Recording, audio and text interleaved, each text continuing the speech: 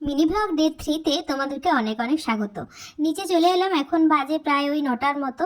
মা একটু আলু সিদ্ধ বানিয়েছিল, তো তাই দিয়ে মুড়ি খাওয়া হবে। দেখছি বাড়িতে লঙ্কা শেষ প্রায়, তো তার জন্য দুটো লঙ্কা নিয়ে নিলাম, গাছে থাকলে দেখতে বেশ ভালো লাগে। তো চলো, তারপর স্নান টান করে রেডি হয়ে গেছিলাম। আর এটা হচ্ছে আমাদের খুব বাড়ির কাছেই, ওই 10-15 মিনিট দূরত্বে একটা নিমন্ত্রণ বাড়ি আছে।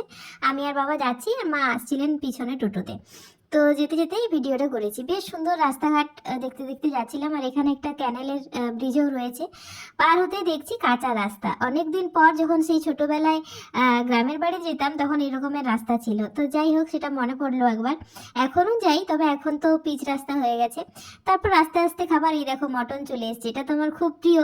তো ভাবলাম যে টুকটাক একটু ক্লিপিংস নিই। আমি যেহেতু রোজ মিনি ব্লগ বানাবো, ঠিক করেছি আমাকে একটু একটু ক্লিপিংস নিতেই হবে। যাই হোক, খুব ভালোভাবে খাওয়া দাওয়া কমপ্লিট হয়ে গেল। এবার বাড়ির পথে রওনা হব।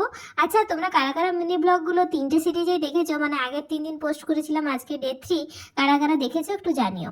আর আজকে যেহেতু ভালো মন্দ খাওয়া দাওয়া হয়েছে, তো একটু পান নিয়ে নিলাম।